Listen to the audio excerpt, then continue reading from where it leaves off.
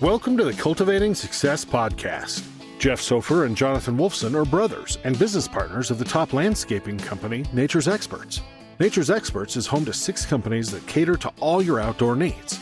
To learn more about Jeff and Jonathan, simply visit us at www.naturesexperts.com.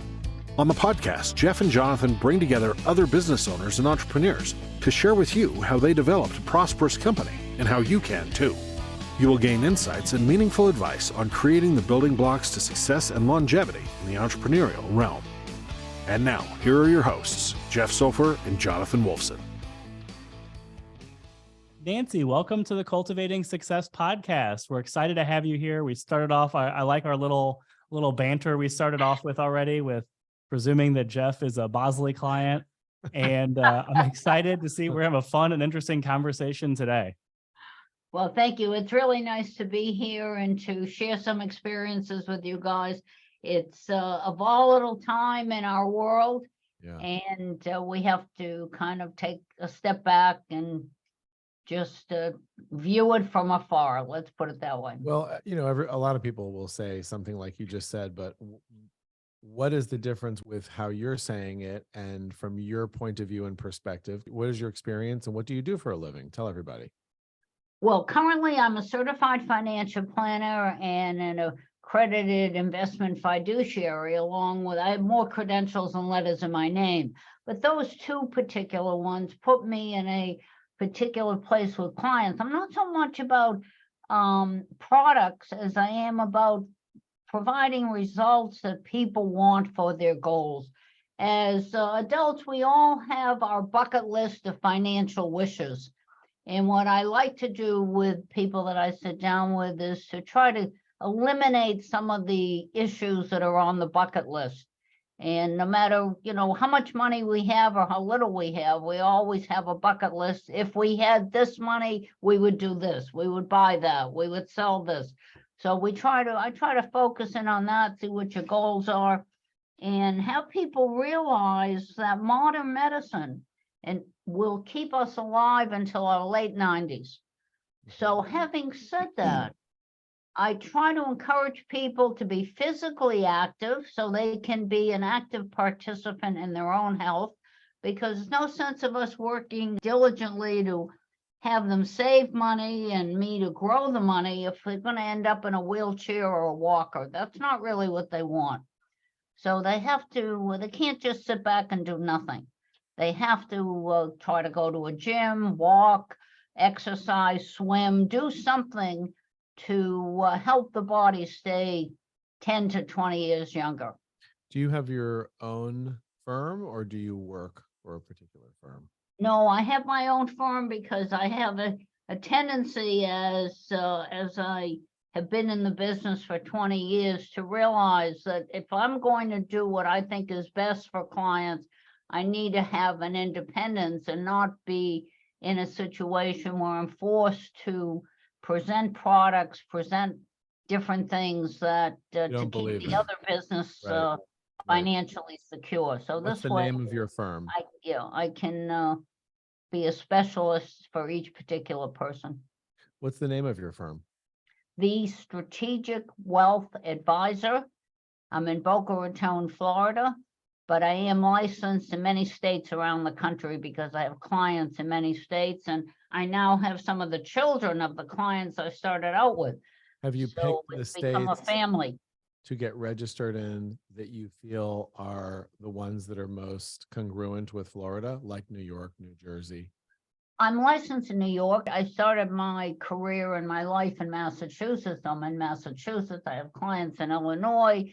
I'm in different states. I think with my credentials, be licensed in just about any state I chose. But to be honest with you, I'm frugal. I don't want to spend the money for the fees to be licensed if I don't have any clients there. Sure. So if I did have a client, I would certainly, or somebody who wanted to work with me, I would then apply for a license and sure. get That makes registered. sense. Yeah. So we were talking about the bank collapse in California. So I'd like to hear your opinion because you had some speculation that I thought was interesting before we started the show of what you thought was going to happen to the market. So I feel like it'd be interesting to cover some current topics going on right now and how you think it's going to be affecting the market, tomorrow, the next week, the next month. I guess there are two sides to this issue. From what I have read and analyzed, I find that the bank in California had difficulty because it was not supervised appropriately. We have plenty of federal regulations for each bank, but a bank is not supposed to get involved in the political aspect of the area where it's located. And this particular bank was not Silicon Valley you're talking supervised about. in such a You're way. talking about Silicon Valley Bank, to be Silicon specific. Valley Bank, Yeah. SVB. This particular bank was not supervised in that way. So it provided money for climate control. Black Lives Matter got like over $70 million as a support. These kinds of issues created a problem because the supervision, which is done by the San Francisco Federal Reserve, the person in charge of that, really did not supervise the bank and say, look, you can't eat just pizza. You've got to get some veggies on the pizza. Yeah, You've got to well-balanced diet, diversify, right. Yeah, right. just as an analogy. And so what was happening is they were just going down one road, and eventually, if you do it for nutrition, you're going to run into problems. Here, they did it financially, and as a result, there were difficulties with the bank and as far as what they were doing. We need these regional banks, so I'm really disturbed. You talk about, what the future is going to be. I have a feeling the federal government is not going to accept responsibility for supervision, and as a result, they're going to put more regulations on the bank. That's the last thing we need across the country is more banking regulations, in my opinion. As a result of that, the banks are going to have to charge us depositors larger fees because they're going to be required to have larger deposits to protect themselves. So in the end, we're eventually, as consumers, going to be paying for the money that's being lent to this bank. And normally you might think this would be a good time to invest in the local banks. I would kind of withhold that and stay off to the sidelines. Even the large banks are bringing in money now that they never thought they would see in their lifetime because the depositors are pulling money out of the regional banks. I can't blame them. And part of the original problem, if you're asking my opinion, is the Federal Reserve. 10 years ago, our president asked the Federal Reserve to start raising rates. They chose not to do that. So the last decade, we had interest rates that were about 0 to 1%. As a result of that, if you were a person who needed income, you had no choice but to go into the market to find income. Going into the market and finding income created a positive market. I would hear people say, I don't care if the market goes down. I'll buy it when it's down because I'm going to ride it up. Well, those days are gone.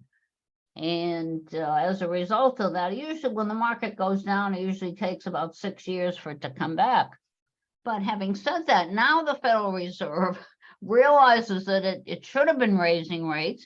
So instead of doing it slowly so the banks could adjust and people could adjust, it was 50-50-50. And the banks were running into a problem where they couldn't afford to keep depositors because they couldn't provide the interest that the people could get someplace else. I mean, about 2-3 weeks ago, there was a bank that was now offering 5% CD. And this is where we're headed. So needless to say, people are going to run there. Well, So I just got a letter from our bank that a money market that you can withdraw pretty much whenever for 4.5%. That's what I'm talking about. Okay. And so this is the issue. And So we have to look at, what does that mean when banks start offering? You mean the issue is that they're going to now make a mass exodus from the market and now start buying these? Well, no, they're trying to look for people to I bring don't know if money there'll be to a them. mass exit, but let me say this.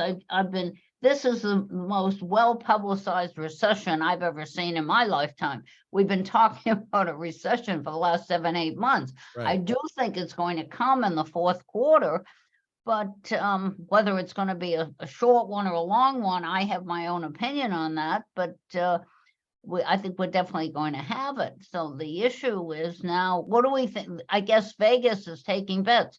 Is the Federal Reserve going to stay where it is? Is it going to raise rates? Or is it going to, just double up and do nothing?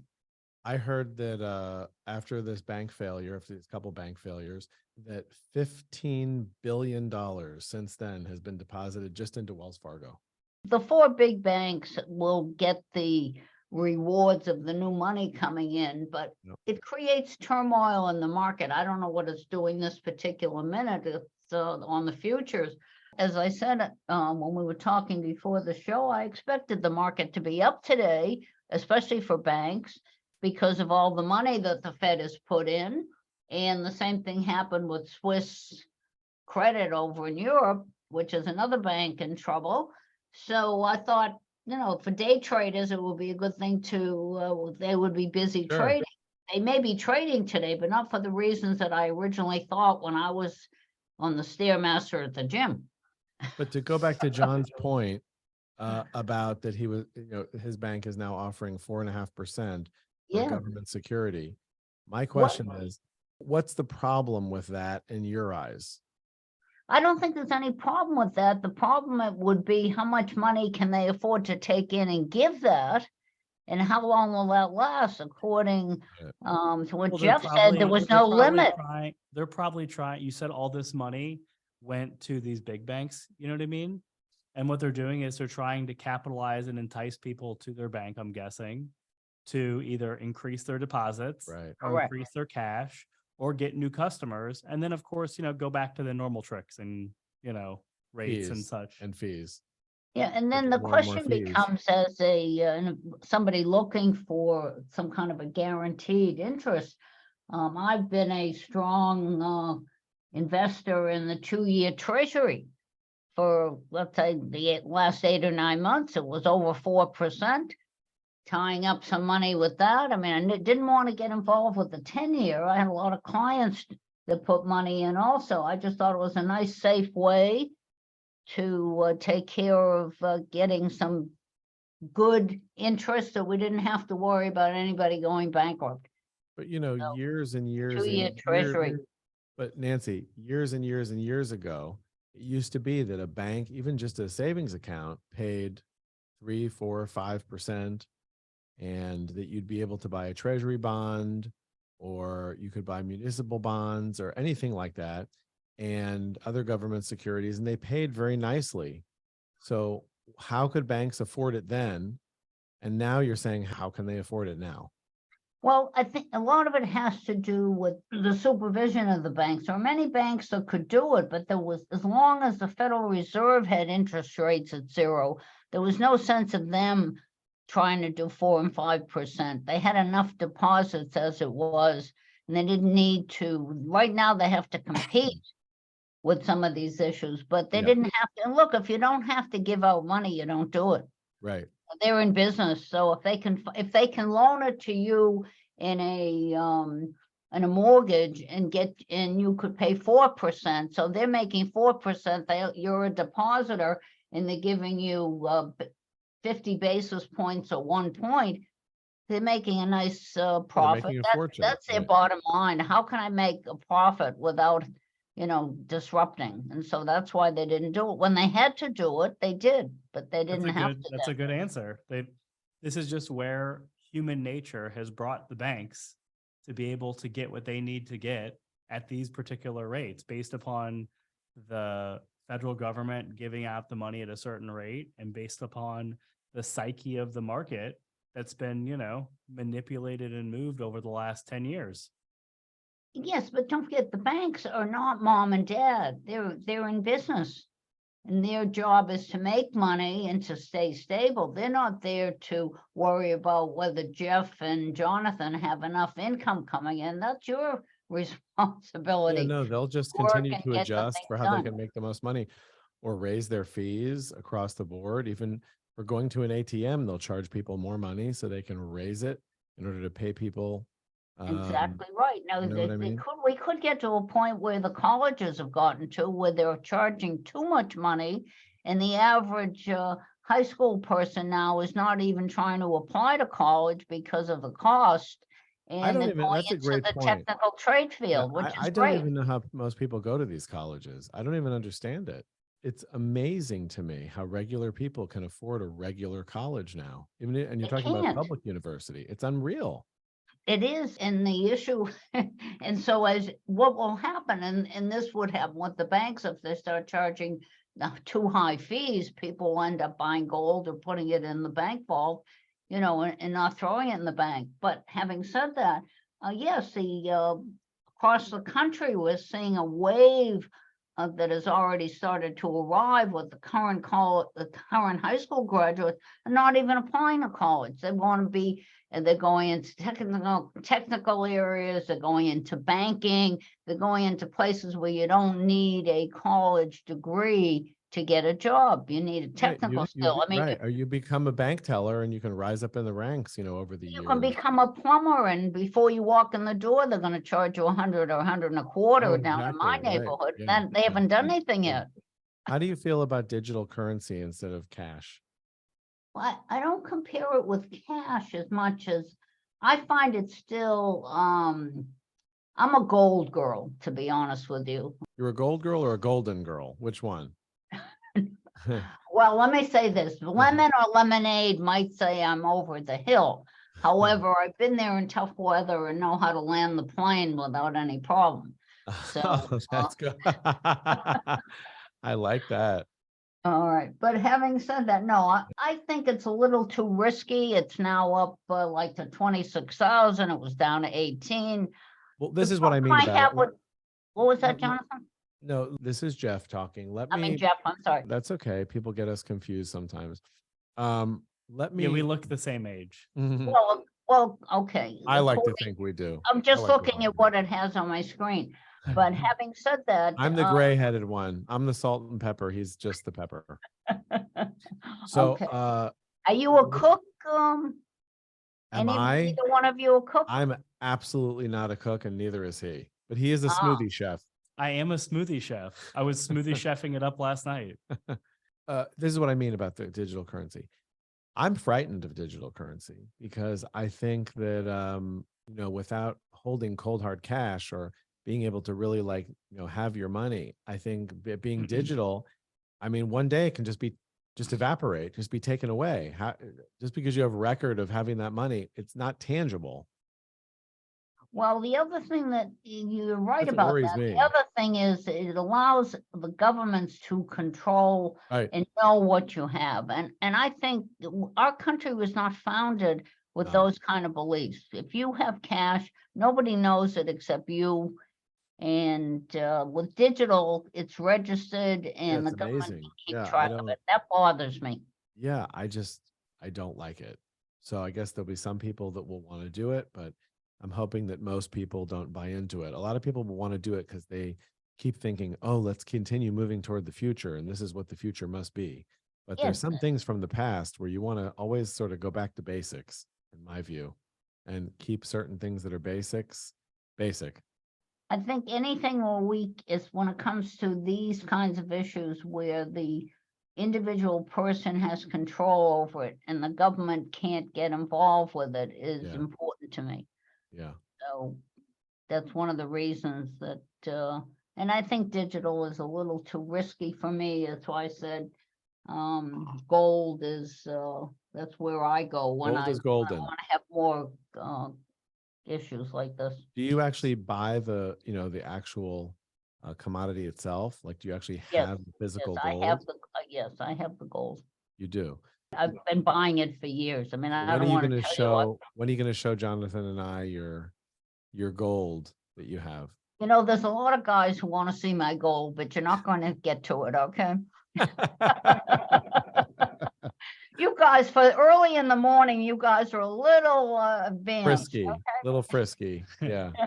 So I have a question. So it's the Cultivating Success podcast. We want to be able to help different business owners understand and find different paths to creating their own success.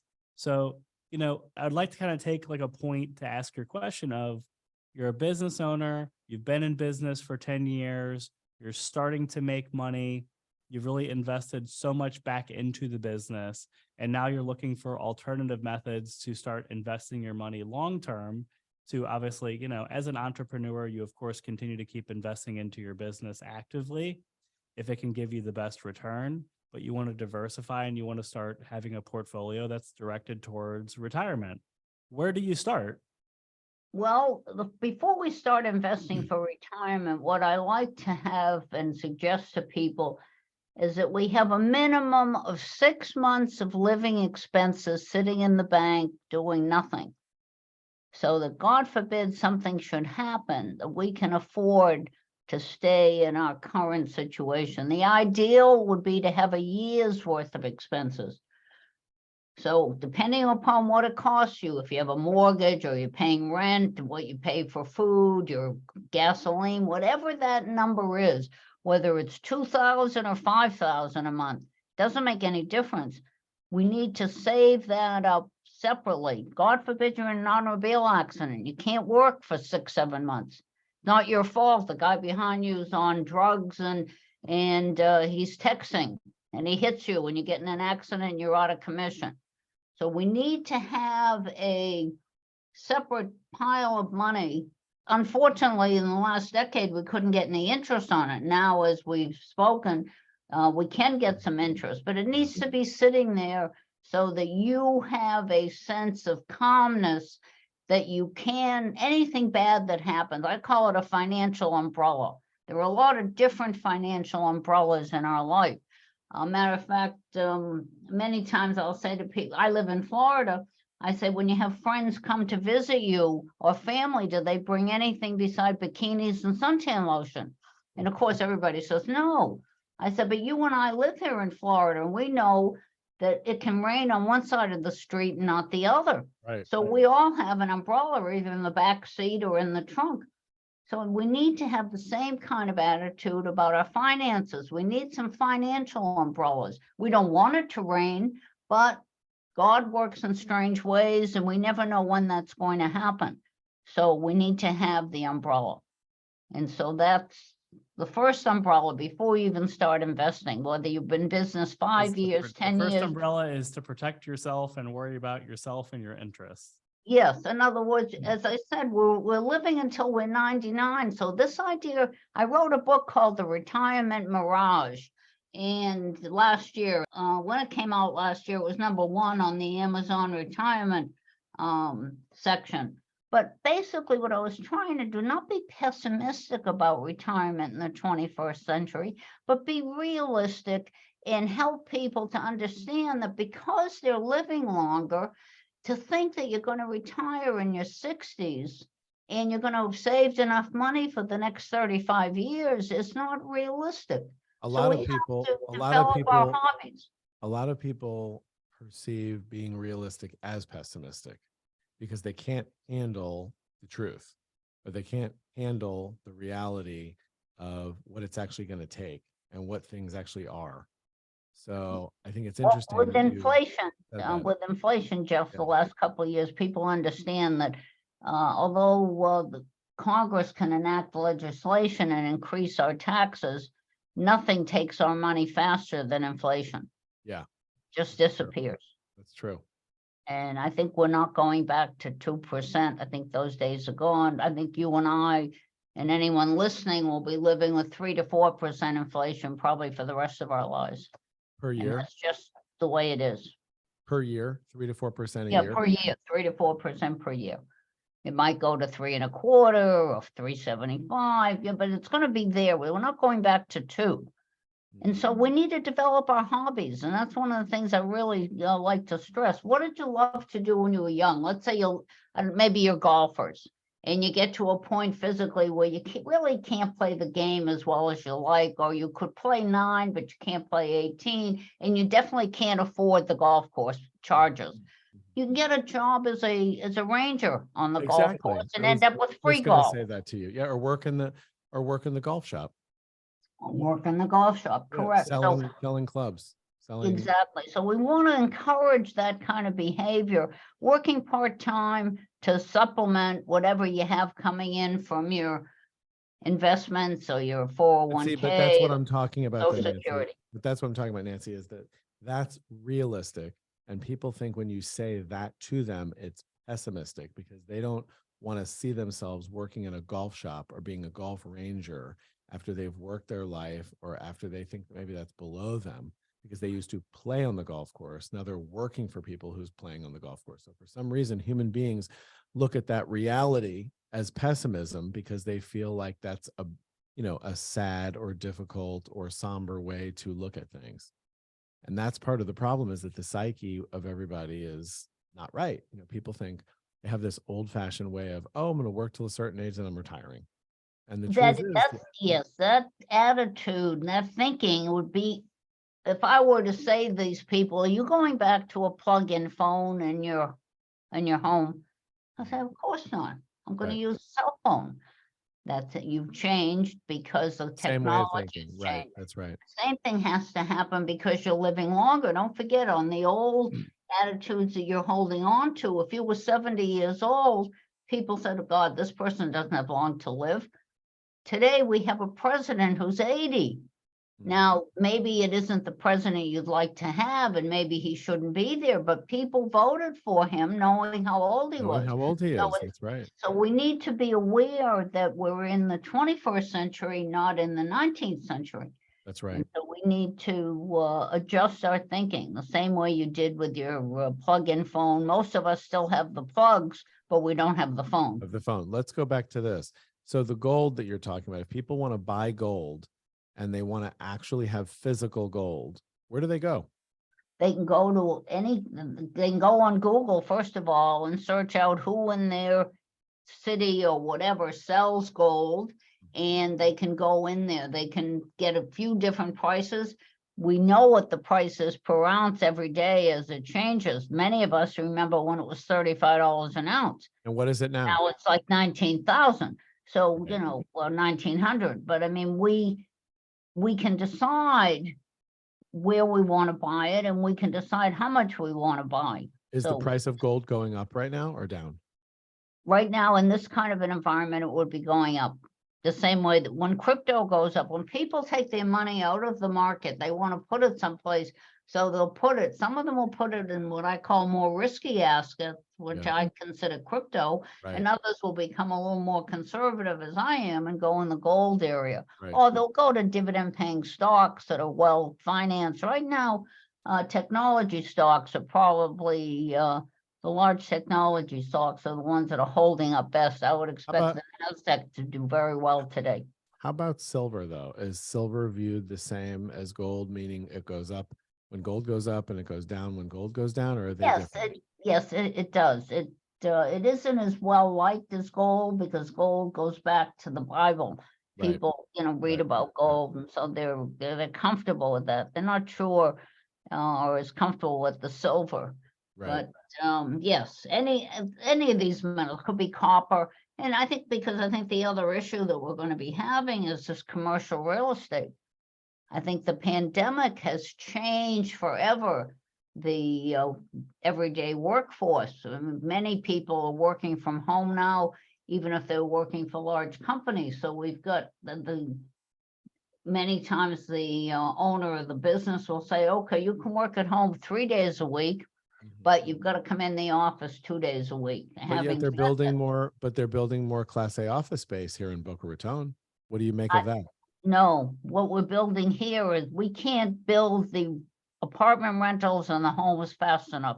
We've got about 800 people a day moving into our state because of lack of state taxes and just the government. No, but let's stick to the office. Here. Let's stick to the office space because you were talking about that. Like, for example, on Military Trail across from Boca Center, near the Boca Raton Town Center Mall, there used to be a health club there called Bally's. It was then a bar called Nippers, which was, on the first floor. They knocked down the whole complex and they're building a very, very large business complex there now. And it's going to be an office building. So what do you think about a development company that's wanting to build more office space? And it's luxury office space, by the way. Well, they may be building those executive suite kind of offices Mhm. where people rent offices, unless you're doing manufacturing. And we do have many companies that have moved down here and are manufacturing down here. Sure. And so they're doing that kind of thing. Now, those corporate offices are going to be willing to pay extensive rent to have their main office down here if they're not going to build their own building, so to speak. So that might be what you're saying. But what I Yeah. see here in Boca is they can't build the apartments and the homes fast enough. Agreed. Okay, and this is, as I said, whether this will continue, but if the look, we see what's happening in California. That used to be a leader of what went on in the rest of the country. They want to pay $5 million to anyone who was a black person and was a slave, any ancestors of the slaves, and they're just about to pass that. I don't think that's going to spread across the country, but this is what's going on out in California. So you see a lot of people there moving to Texas. And Texas is having a large influx of Sure. And so people. is Arizona, from what I Yeah, understand. Arizona also, correct. Okay, so we'll have to see what happens during the next election. Let's move back to the business owner. And I want to move back to, we have the umbrella of protecting ourselves and, making sure we protect our interests. As well, I would assume you had the same umbrella over yourself personally as you do professionally. So with somebody like you who's there to help them, manage their finances into their future, what's the next step? Well, the next step is to take a look at investing in companies that are good companies and staying with them as long as they remain good. So we have to take a look at what is it you're interested in. Let's say you're a computer whiz and you're an Apple person, but you're not crazy about PCs. So you may say, well, I don't want to invest in Microsoft, but I will invest in Apple. Well, we could take a look at doing that, but maybe we need to diversify. What about the scanner you're going to use? Let's take a look at scanning companies. So when I work with people, I say, okay, what are your interests?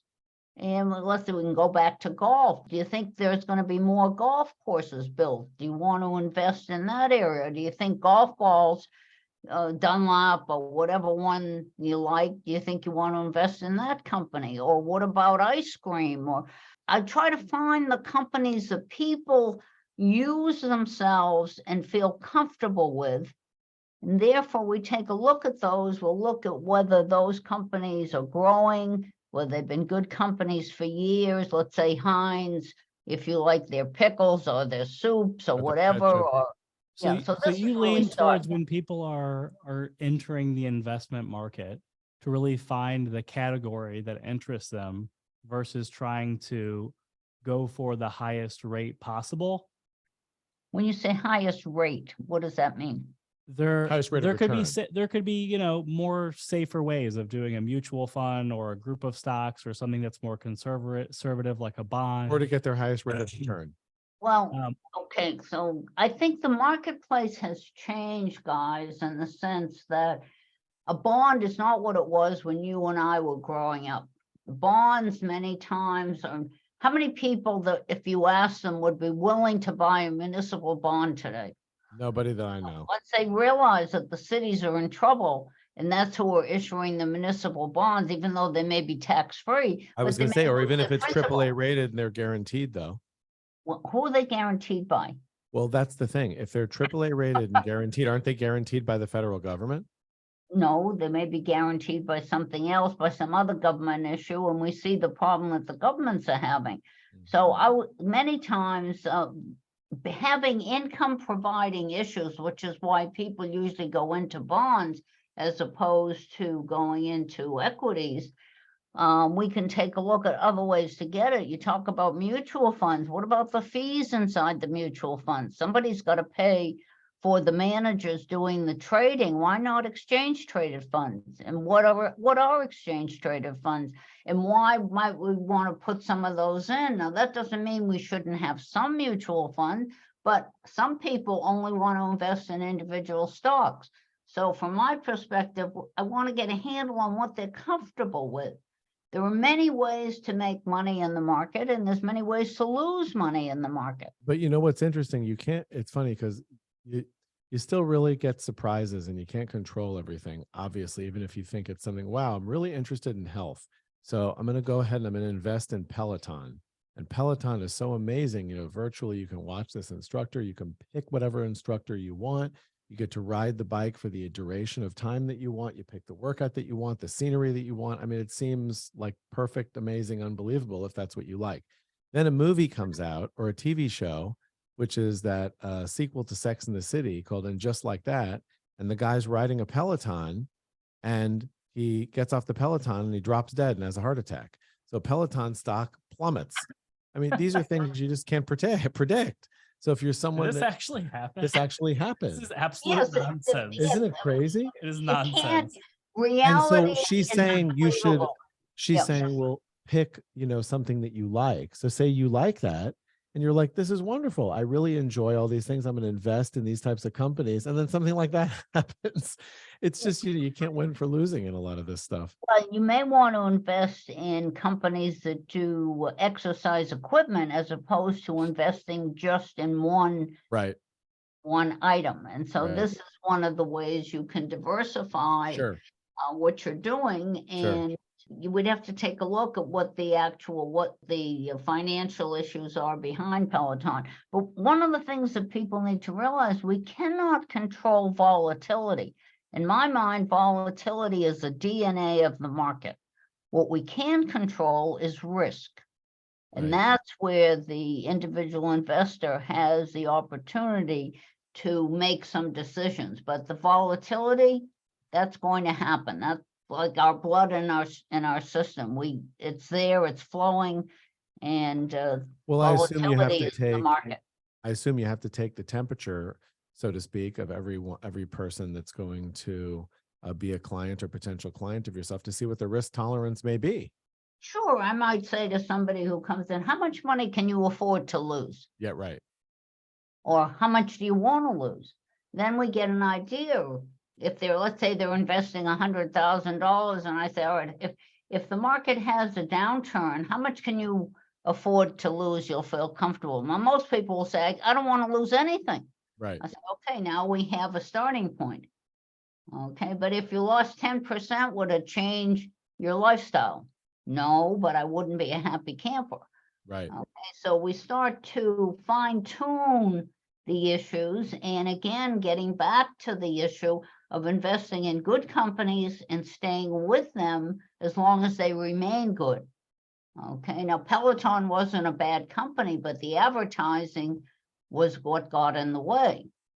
Okay, so this becomes an issue. So people need to understand this can happen. And so and this is one of the issues I think that happened with the banking situation. Now, I think the Fed forgot the fact that we all have cell phones. And within a matter of 30 seconds, we can move the money from one bank to another. You're right. And so as interest rates started to move up, people said, I don't want to stay at this bank. They're giving me 1%. I can go over here and get 3.5%. And so just with the movement of the thumb, they moved the money out. Yep. Okay, and the Fed forgot that. If they had thought about the reaction of 50 basis points, 50 basis points, 50 basis points so quickly, the days of us having to write a check and walking into the bank and having the bank say, why do you want to take the money out? And, taking a day or Those days two, are it's over. now, 30 seconds. And so Nancy, things start to happen. I think that you are, and by the way, this is pun intended, I think you are a wealth of knowledge. Thank you very much. I appreciate that. I love think talking to that her. so far that Nancy is golden. Oh, pun intended again. Yeah. Now, I enjoy talking with you fellas this morning. There's so much information out there. It's really difficult to sift through it. We need to take a step back and say, okay, how is this? What are the results of this? If I peel an onion, I shouldn't be surprised if I cry. But when you buy it and it's got the covering on it at the store, it doesn't dawn on you that if you don't put it in the refrigerator and you start to cut it, you're going to cry faster. If it's cold, you have an opportunity to, wipe the tears away. Yeah. So the same thing happens, and we need to, once we make a decision financially or the government does, we have to how is this going to affect me? How is this going to affect my family? How is this going? I need to borrow money for the mortgage. What about taxes? Taxes are the key issue that I spend a lot of time trying to find ways for people to not pay taxes at the rate they're paying. I want to reduce their tax burden because let's take a look at a 401k. You guys probably have an IRA or a 401k and you're good savers and you put the money in. And actually what you're doing is delaying paying taxes. Right. All right. Now, I'm going to give you a bag of 25 corns of seeds of corn. And you're good farmers, so you're going to plant that corn. Now, you're going to plant the seeds. Now, you're not going to pay taxes on the seeds now, but after 20 years, those 25 seeds of corn are going to grow into 1,000 ears of corn that you're going to harvest. Now, because you didn't pay taxes on the seeds, you're now going to have to pay taxes on the harvest. The problem is you have no idea what the tax rate's going to be 20 years from now. Right. Somebody whispered in your ear that when you're older, your tax rate will be less. And you believe that lie. Okay, that isn't true. But would you rather pay taxes on the 25 seeds or do you want to pay taxes on the harvest? What would you rather do, Jeff? I know the answer. Pay taxes on the seeds. Right, but you're setting yourself up. So that's why I say we need to think about what are we actually doing now and how will it affect us when we have access to this money. So the government tells you you're going to pay less taxes, so you believe them. And so you have a great harvest. 25 seeds, you now got 1,000 ears of corn. Now you're going to pay taxes or whatever. They don't tell you what your tax rate's going to be. You know what it is now, but you have no idea what it's going to be later. So you're going to end up paying on the harvest. Now, is there ways around that where you don't have to? Sure. But nobody's going to share that with you. That's where I come in. That's when Nancy does what she I like does the best. fact that you give really a lot of sound answers. You actually You answer don't- the questions. Yeah. You don't tiptoe around it. Right. And the thing is, no one proclaimed you that you have to know everything, but you definitely have your opinions, Yeah. and they actually all are very sound Yeah. from what I've learned from you here today.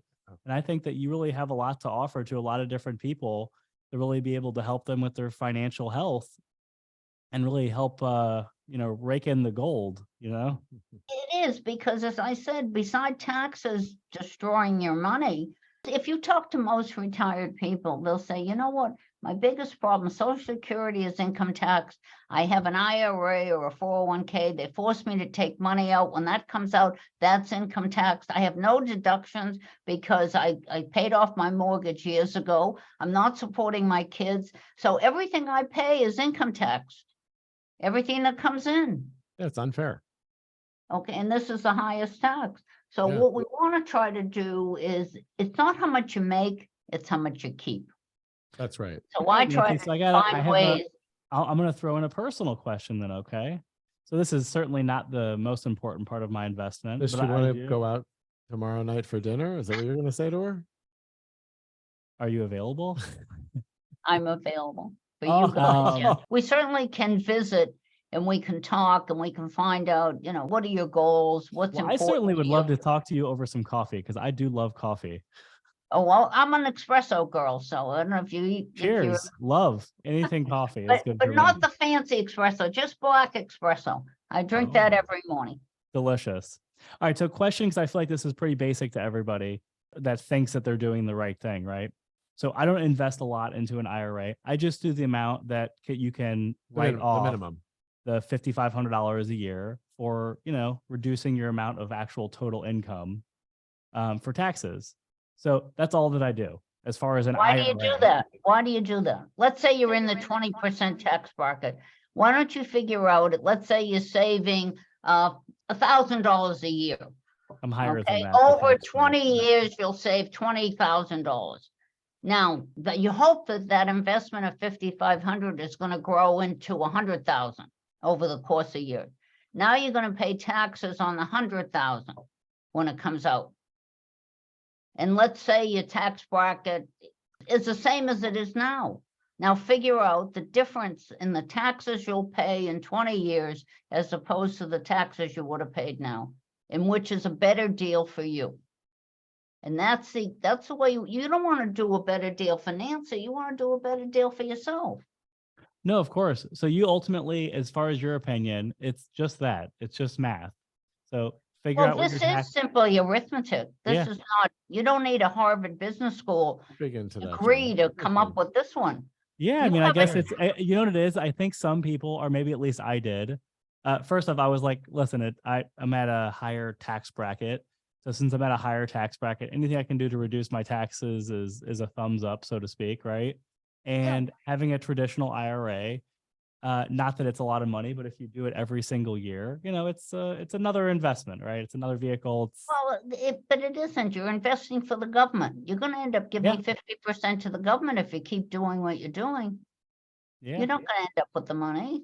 And so you have a choice. If you feel the It's government not really, needs you your can money, be do it. diversified just buying anything or investing in anything. You don't actually have to be diversified by having an IRA is pretty much what you're saying. You could be diversified by having another stock. You could have real estate. You could have anything. It doesn't really matter what you're diversified in. No, this is not about diversification. This is about taxes. When you talk about an IRA, I don't care what's in the IRA. It could be individual stocks, it could Mutual be bonds, fund, it could be real, it doesn't matter what it is. This is only a tax question. It's not about diversifying. It's about, you're going to have to pay taxes. Everyone is. You have a choice. Do you want to pay now or do you want to pay later? If you'd rather pay later on the bigger amount, then continue doing what you're doing. If you do the arithmetic, that's why the you'll see you'll pay much more later. That's why the insurance investments that people talk about life insurance are great, because you do put the money in after taxes, but later when there's growth within the investment, you don't pay taxes on that money later. You're able to take it out because it's under. Very well said, and I happen to agree with that thinking. Yeah, that's something that feeds into what she's talking about. Mm-hmm. Yes, exactly, because there, and using your example, you have access to that money. You're investing in participation in the market, but you're not actually investing in the market. And so there are ways to do the insurance investings. And also when you need the money, you can take it out tax-free. You can be your own banker and pay yourself back. So these are tax laws. This is what wealthy people do with their money. Yeah. They don't go into 401ks and IRAs, and they would not give the government one extra cent in taxes that they don't have to. And you don't have to be wealthy to use the wealthy people's way of making money. People think, oh, I don't have enough money to do this. You don't need a lot of money to do this. You just need to understand the concept that basics. taxes are important. Everything is going back to basics, folks. That's what you take away from this. Nancy, how do people contact you? Well, you should have my telephone number. My office number is 561 there you go. 997 8800. Or you can send me an email at nHite@the strategicwealthadvisor.com. There's only one Nancy. Spell Hite. Spell your last name. HITE. There you go. So repeat that email again. You want me to repeat the email address again? Yeah, because people didn't have the spelling of your last name. N for my first name, Nancy, HITE @thestrategicwealthadvisor.com. Got it. Well, Nancy, this was unbelievable. And you know what? I really enjoyed this conversation with you a lot. I think that you are very to the point. Your knowledge is really unbelievably well-rounded. And I think that you really have great sound advice. And I think anyone that you are helping manage their money has their money in good hands. Exactly. I really think so. Well, I really appreciate that. I want you, I love what I do. I never plan can on tell, yeah. retiring. Yeah. And I just like helping people get from where they want to get to, where they are now and where they want to get to, and to be happy along the way. And let's always have a laughing way to start the day so that we can be happy campers. What do you think of these 3 words every day? Productive, profitable, and fun. I think fun is the first one, but we should all have a list of the things that we're happy about, that we're glad exist. The fact that we got up out of bed, we were able to walk to where we wanted to walk to, that we were able, I mean, I'm glad I had to have this conversation with Nancy today. Glad you can hear. Yeah, Right? damn right. yeah, Thanks you again, guys are Nancy. lucky you have each other to, I'm a widow, so I mean, it makes it a little more difficult, but I'm still a happy camper at this point, you Oh, know, and that's I did write wonderful. an article recently about this issue of grief, and it takes a long time to I bet move it from point. does. Everyone does it differently, but I did write an article about it, and it'll be on my webpage, so people can take a look at it. But a lot of people run through these issues and have difficulty, and financial issues come into the concept of how do we go from point A to point B when we lose somebody we love, whether it be a child or a spouse or whatever, or a dear Sure. friend. Sure. Yeah. Well, this was wonderful. Thank you, Nancy. Thank you, guys. Have a great day. Look forward to talking with you soon. You Absolutely. too, dear. Thanks, Nancy. Bye-bye. This has been the Cultivating Success podcast with Jeff Sofer and Jonathan Wolfson. To learn more about Jeff and Jonathan and their businesses, visit www.naturesexperts.com.